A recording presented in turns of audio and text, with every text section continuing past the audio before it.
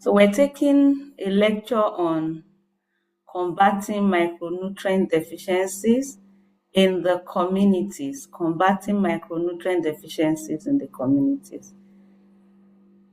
Micronutrient deficiencies affect more than 2 billion people in the world. This is also known as eating hunger. Anytime you hear the word micronutrient deficiency, please note that it's the same as eating hunger. It's a major public health problem. And the ones that are of public health importance are vitamin A, iron, iodine, and zinc. The deficiencies of micronutrients, especially the four that I've just mentioned, contribute significantly to the vicious cycle of malnutrition, underdevelopment, and poverty.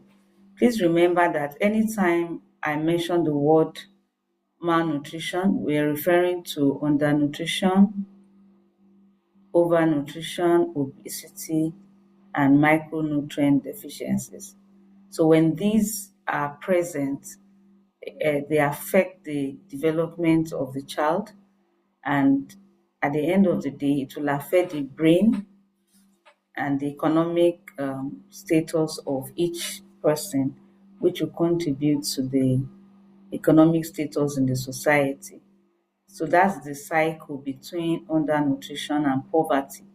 When children are not well nourished, their brains will not develop properly, and that will lead to poverty in the society because of their the undermining of their human potential. There are several effects of micronutrient deficiency, but the long-ranging effects affect health. That's the one we are most concerned about.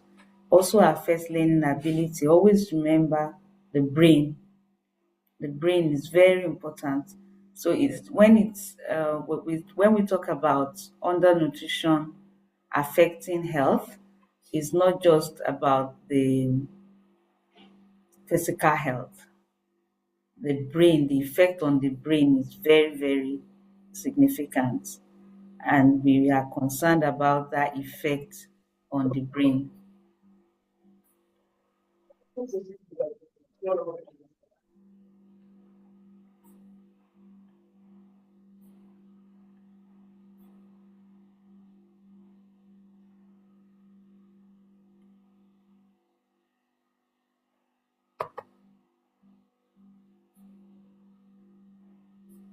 What's the third one? Long-ranging effect on health, long-ranging effect on the brain, learning ability, and what? Productivity.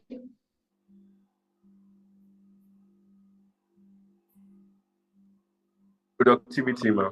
Productivity. So can somebody explain how it affects productivity? I just explained it, so I need somebody to talk. Okay, ma, can you hear me? Yes, I can hear you quite well. Okay, ma. Lecturer from previous lecture that for Bacchus theory, some other knowledge that we've gained in passing, we know that nutrition, especially the first 1,000 life, is very, very important in brain development, and this is super important because it eventually economic productivity in the, so if there is undernutrition, there will be less economic productivity. The individual live or individual to productive in his community or his society will be diminished. Thank you. So that link is between the physical ability and the brain ability, the brain power, the learning ability. So always remember that it's not just about physical ability. Yeah, for the physical, it's very straightforward. If somebody is weak, he cannot work hard. He won't be productive if he's tired, if he's weak. But beyond that, if the brain is not well developed and the person cannot learn properly, he will be weak, especially in maths. And if a child is weak in maths, that child will not be able to proceed to higher institution, will not be highly productive. So always remember that link. And anytime I stop to explain something thoroughly, please note that that concept is very, very important. You cannot gloss over it. So, what are the approaches to combating micronutrient deficiency? What do we do? What are the different methods? What are the different strategies that we use to solve this problem? We know that many people, especially children and pregnant women, have low levels of vitamin A, iron, iodine, and zinc. So, what do we do to solve this problem? First, there are food based approaches, and this means that we give them food or nutrients to solve the problem. Another one is nutrition education. So, this is proving that even when food is available, the nutrients are available, if the people don't know what to take, what to combine, they may still suffer. Then integrated public health approach. This is a strategy that involves several public health strategies at the same time. So let's talk about the food-based approaches. The food-based approaches. These are viable, sustainable, and long-term solution to micronutrient deficiencies.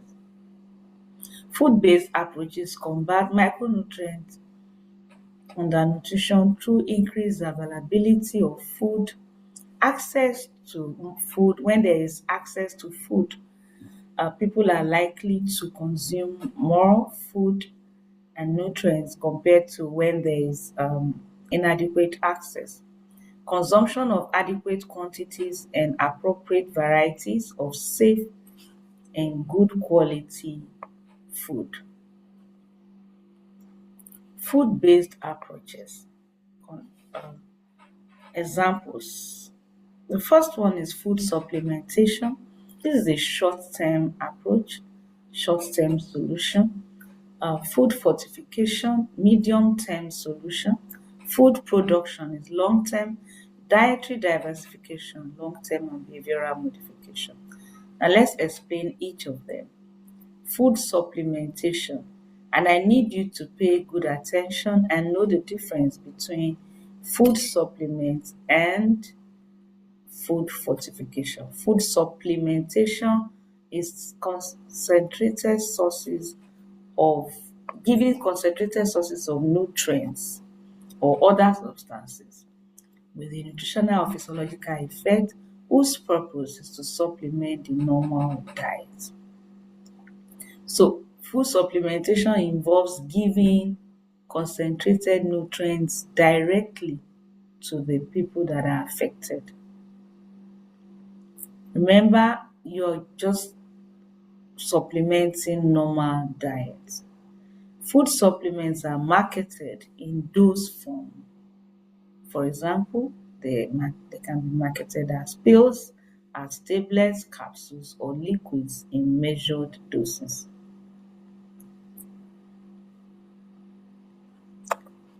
But if we're discussing food fortification, it means that we're just adding nutrients to existing food. We're not giving the nutrients to the affected people directly. We're adding it to existing food.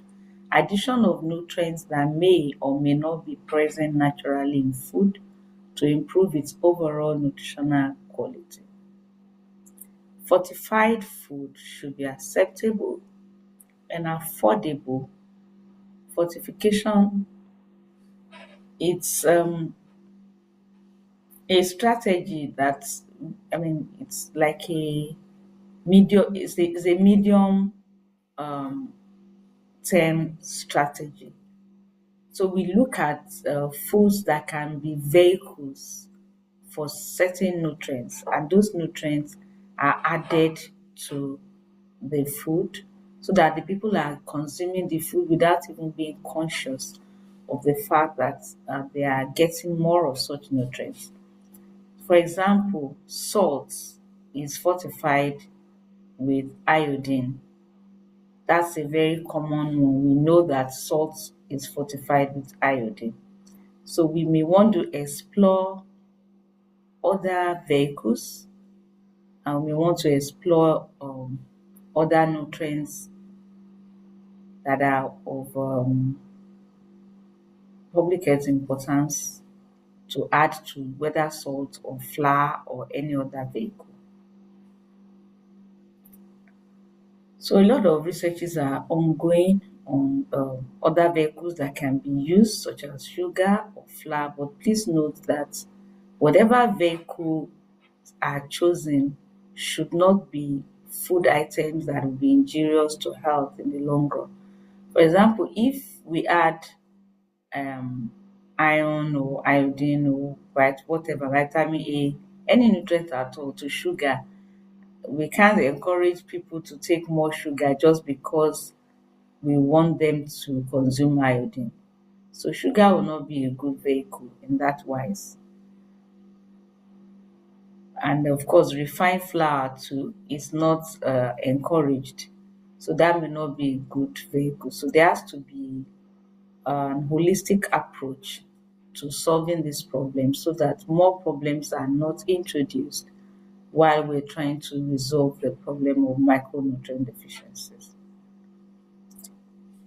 We can develop micronutrient rich snacks for women who are of reproductive age to solve their problem of their iron gap, for example, so that when they take such snacks at preconception stage, they can build up their iron store, and they can also get such for antenatal health.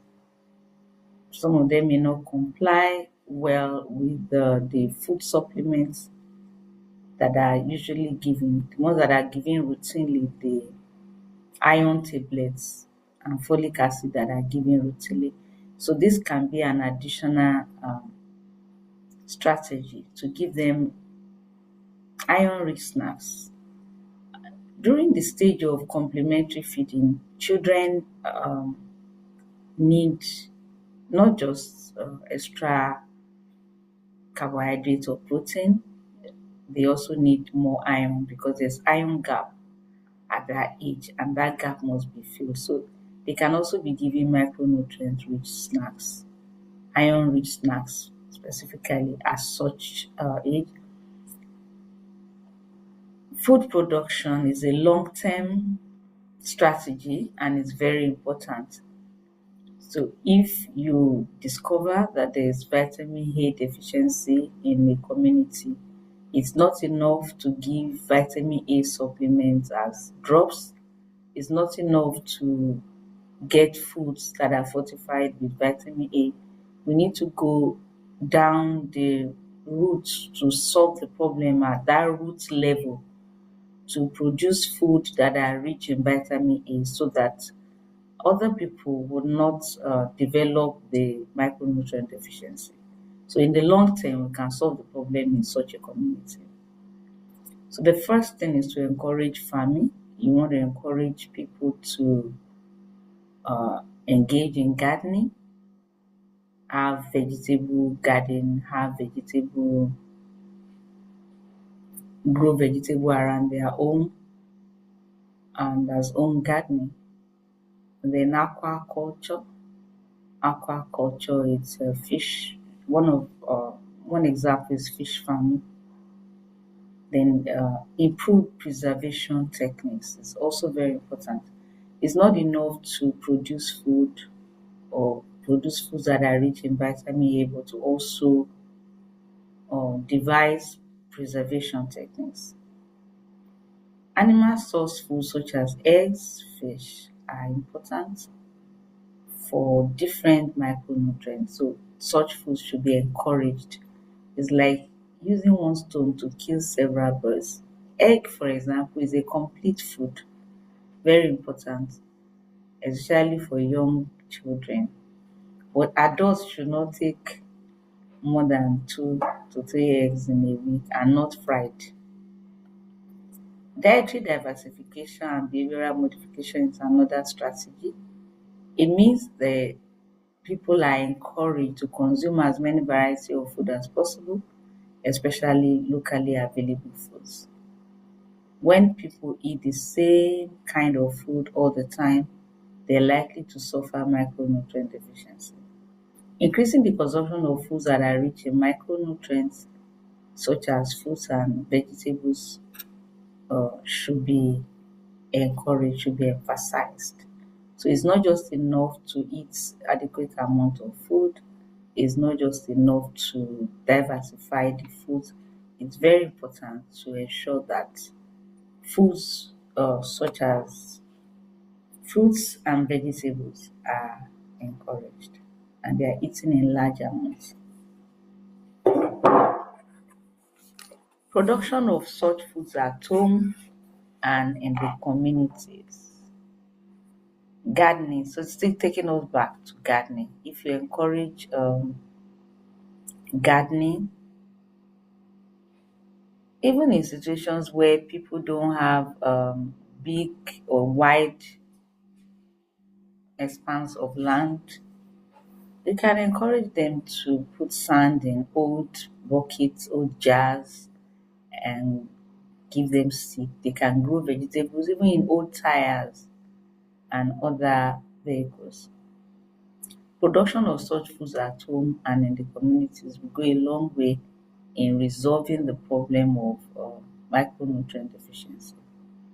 This requires behavioral change because a little effort is needed and it has to do with behavioral change. First, to diversify food. People tend to eat the same kind of food that they are used to. So it's important that everyone is encouraged to change. It's not just enough to make the food available, they must be taught to change. That behavioral change must take place. And um, the production also needs support. Sometimes we need to give people seeds, we need to encourage them more to practice that planting, that gardening. Somebody should help me with that word now. It seems it wants to fly away. Are you still in class? Yes, ma'am. Okay. So what's the word when you encourage people to practice to plant vegetables around their house in their garden?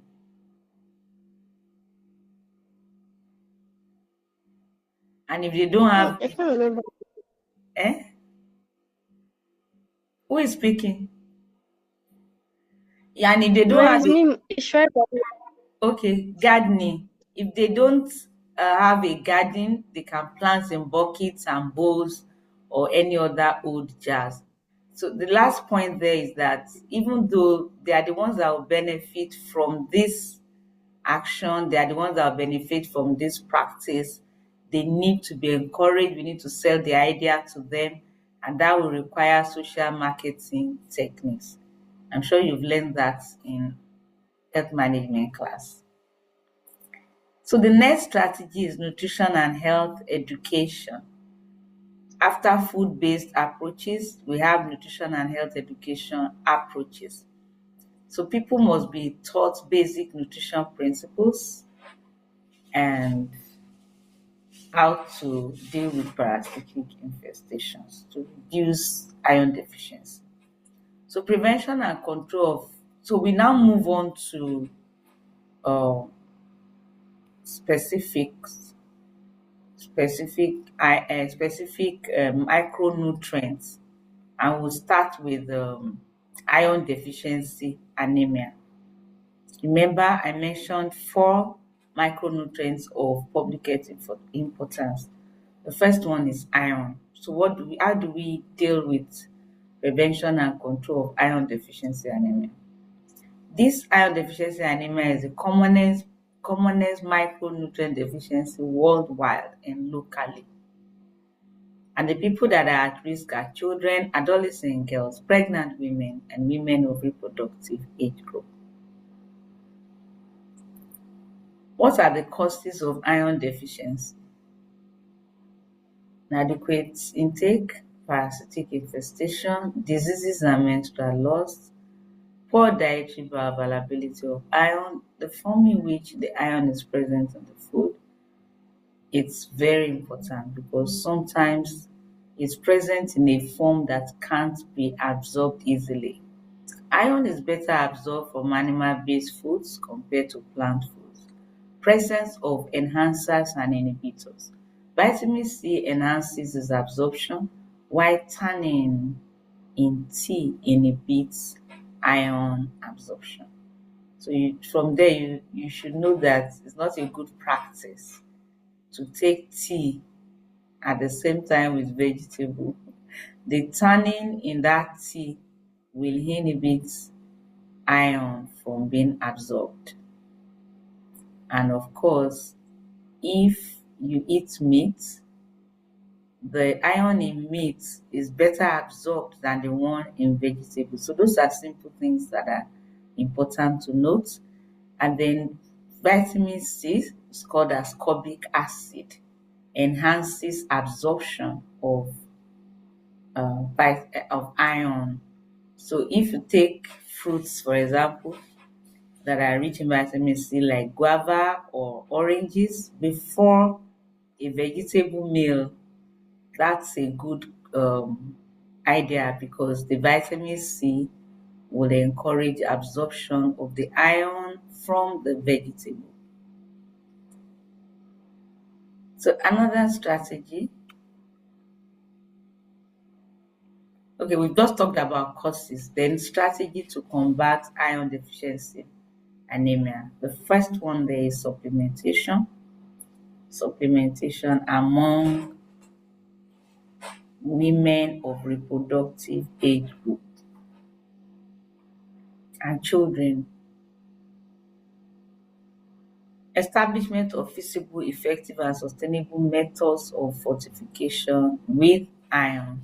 So we need to devise methods of fortification. We need to look into vehicles for fortification that we can use. Maybe wheat flour or corn flour. Remember that whole grain wheat and corn are healthier than the refined flour. So if we use the whole grain and is fortified with iron, that will be safe. Increased production and consumption of iron-rich foods. I mentioned it earlier that the based foods are not as rich as the iron, as the animal based ones, and they are not easily absorbed. So for the plants, for animal based foods, the iron in the animal based food are better absorbed compared to the plant based food. Increased production and consumption of iron rich foods should be encouraged. Dietary diversification should be encouraged. Public health interventions such as health education is important. And then control of parasitic infections. Why is control of parasitic infection important to deal with iron deficiency? Someone should please answer quickly. Good evening, ma. Good evening. Go ahead. Because it has been established that hookworms cause iron deficiency. To micronutrient deficiency, iron deficiency anemia. when it affects the intestine. So if you control those parasitic infections like hookworms, person, whatever iron the person is getting would actually be useful for the person's body, I think. Okay. Okay. Thank you.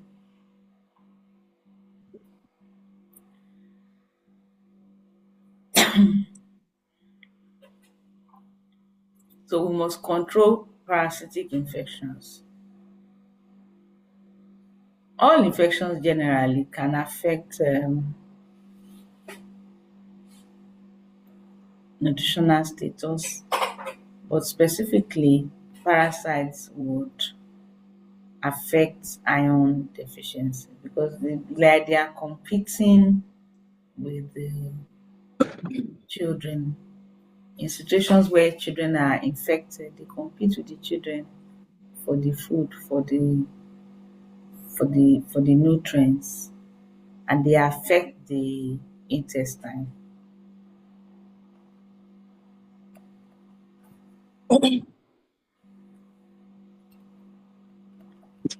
But when the infections are treated, then the children will have more access to the iron that is consumed.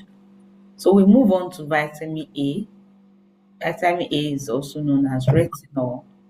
This is an essential fat soluble micronutrient that is needed for the normal function of the body, of the eye especially.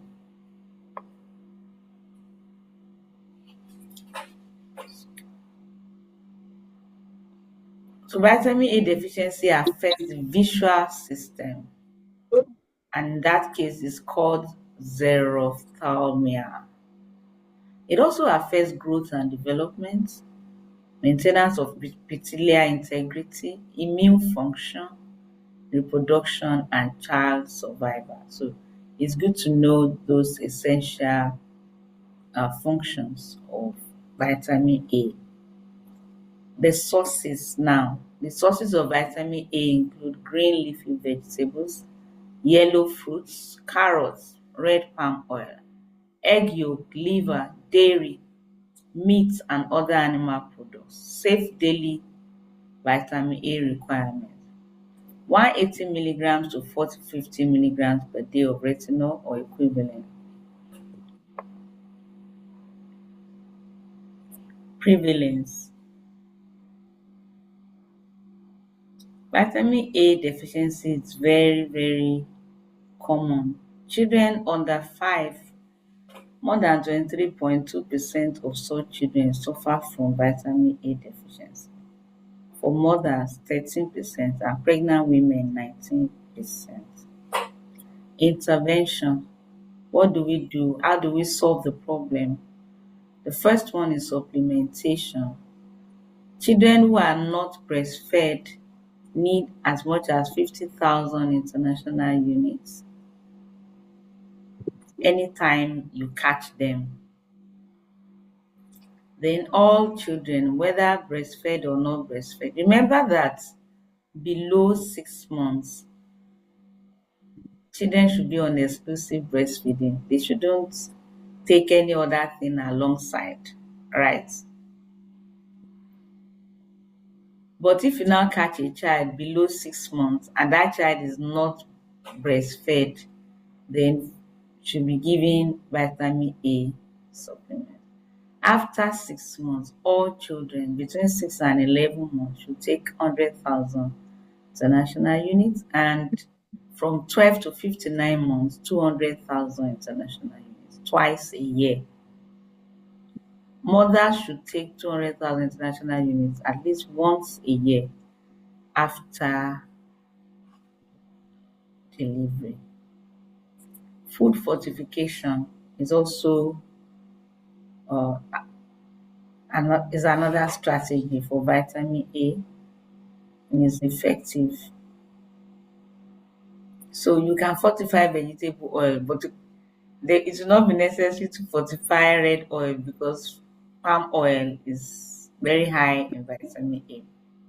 For people that don't use palm oil, then they can take fortified vegetable oil. Wheat flour can also be a vehicle for fortification. Sugar, I'm sure you all know that margarine is fortified, and many processed foods have one form of micronutrients or the other added to them. But that's not a reason to be consuming a lot of processed foods. Dietary diversification, sustainable method is a sustainable method. So if people diversify their diet, they will have opportunity to consume more amount of vitamin A, and most likely adequate amount. So we need to encourage production and consumption of vitamin A rich foods, and then we should also add other public health measures such as health education, immunization, and all the relevant public health measures. Measures to prevent and control diseases and infections that are known to worsen the vitamin A status are very important. For example, if a child has measles, that will reduce the vitamin A. It can lead to deficiency. That can be a problem. So we should ensure that anything that would lead to diseases, infection that will worsen the status should be prevented. Another one is iodine. That's the third one now. Iodine. The minimum daily requirement is 50 microgram, and they are raw materials for thyroid hormones. So iodine, it's very important that adequate amount of iodine is consumed by all all all age groups, whether children or adults. Everyone should have adequate amount of iodine because it's important for thyroid hormone. If there is deficiency, it can show up as goiter or mental and growth retardation in children, cretinism, when it's at a high level. Intellectual and physical problems associated with iodine deficiency have serious social and economic implications. So when children have low level of iodine, it affects their brain, affects their learning ability, cognition, and other issues that will eventually lead to low productivity, as we explained earlier. Iodine deficiency is the single greatest cause of preventable mental retardation. How do we solve this problem? First, note that the prevalence is high, as much as 13% in under 5, 10.5% in pregnant women, and 13% in mothers generally. The first strategy is supplementation. So iodized oil supplementation, but this has limited coverage and it's very expensive. The next strategy is fortification. That one you are used to that one. Salt is fortified and that's cheaper than supplementation. The other one is dietary diversification. This is the strategy that is sustainable. Rather than giving people supplements, iodine supplement, let them consume. First and foremost, let them produce foods that are rich in iodine. If such foods are available and they consume them, then less people will have the problem and there will be no reason to give supplements anymore. And then, apart from encouraging foods such as fresh seafoods that are high in iodine, we need to dissuade traditional habits of preservation which destroy the iodine. So if people have access to fish, but the kind of fish they consume is the one that has been smoked, that type of fish, the iodine has been destroyed. As a matter of fact, even if salt is exposed to the atmosphere, the iodine evaporates. Iodine is very volatile, so it's not enough to know. I mean, to consume iodized salt as food, fortified food, or to take seafoods. They must be in their correct form to get the necessary iodine. And then other public health measures such as health education is very important. The last one is zinc, prevention and control of zinc deficiency. Zinc stimulates the activity of several enzymes needed for various biochemical reactions in the body. So zinc is important for the function of the immune system, for wound healing, for organoleptic abilities, for synthesis of DNA. So you notice that zinc is important for growth, for development, for immunity. But unfortunately, many people have zinc deficiency. For children below 5 years, as much as 20%, pregnant women up to 47.7%, and mothers generally 28% have zinc deficiency. How do we solve the problems? You notice that for each of them, we've gone through the different approaches, and we see that some are relevant, some are not very relevant. So if you need to answer a question on or discuss how to combat micronutrient deficiency, just go systematically and you'll be able to tackle it. Always start with food-based approaches, and the first in that group is food supplementation, then food fortification, then you move on to dietary diversification, behavioral modification, then health education, other public health measures. So if you approach each micronutrient solution that way, you will not miss anything. So for zinc now, the supplement is available as zinc gluconate, and supplementation is given to children, especially under 5, whenever they have diarrhea. So children below 5 years are given 10 milligrams of zinc gluconate per day. Then below 2 years, then children above 2 years are given 20 milligrams of zinc gluconate per day.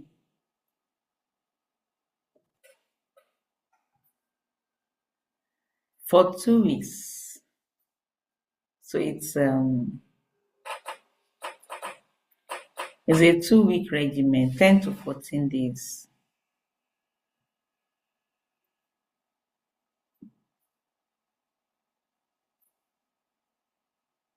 I need to change the power supply at this point.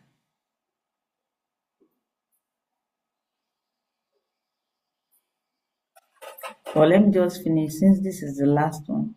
Just finish it up. The only thing is that my picture, the video will be dark.